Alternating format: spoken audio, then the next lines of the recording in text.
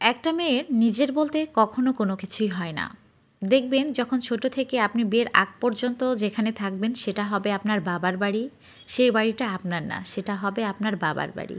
আবার বিয়ের পর যখন আপনি আসবেন শ্বশুর বাড়িতে তখন দেখবেন সেটা শ্বশুর বাড়ি।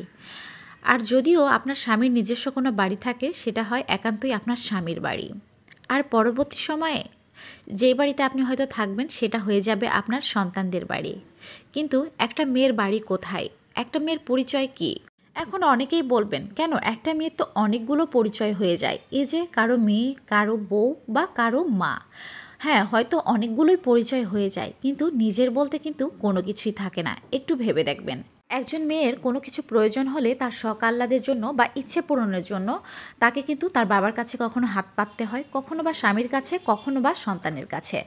আমাদের পরিবার, আমাদের সমাজ আমাদেরকে চোখে আঙুল দিয়ে দেখিয়ে দেয় যে এইটা তোমাদের দায়িত্ব, এইটা তোমাদের কর্তব্য। যখন আপনি এই দায়িত্ব কর্তব্যগুলো একের পর এক পালন করতেই থাকবেন, সেটাকে টেকেন ফর গ্র্যান্টেড হিসাবে নেবে তারা। আর যখনই দেখবেন চুন থেকে পান খসেছে, তাদের মন মতো কোনো কিছু হচ্ছে না, একটু কমতি হয়েছে, তখনই আপনাকে তাদের আসল চেহারাটা দেখিয়ে দেবে। সুন্দর মতো আপনাকে বুঝিয়ে দিবে আপনি কে, আপনি কোথা থেকে এসেছেন, আপনি এই পরিবারের কেউ না, বা আপনি কখনো কোনো কিছু করেনই না। আপনার অতীতের যে পুরো অবদান পুরোটাই আপনাকে ভুলিয়ে দিয়ে আপনাকে মনে করিয়ে দিবে যে আপনি নাথিং।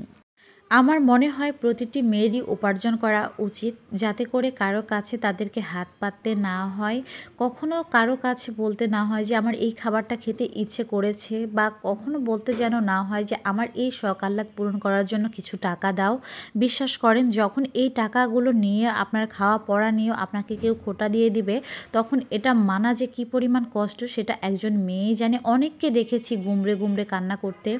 বিশ্বাস করেন, একটা মেয়ে যে কত পরিমাণ অসহায় হয়ে যায় এই মুহূর্তে তা বলে বোঝানোর মতো না। আমরা মেয়েরা সত্যিই অনেক বোকা। আমরা স্বামী, সন্তান, সংসারের কথা ভেবে বাহিরে কাজ করতে যাই না, কিন্তু একটা সময় দেখবেন সেই সংসার, স্বামী, সন্তানরাই আপনাকে বলে বসবে যে কেন তুমি করো নাই, কে বা নিষেধ করেছিল তোমাকে। যখন এই কথাটা আপনি শুনবেন তখন আপনি বুঝবেন যে আপনি এদের জন্য যা কিছু স্যাক্রিফাইস করেছেন সব ছিল আপনার ভুল সিদ্ধান্ত।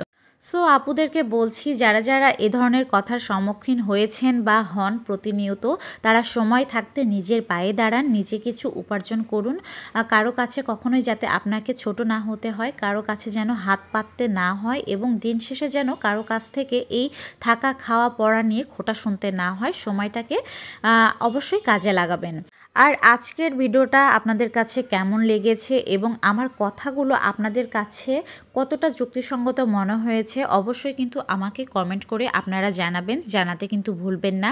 আর আজকের ভিডিওটা এই পর্যন্তই। সবাই ভালো থাকবেন, সুস্থ থাকবেন। Tata and take care.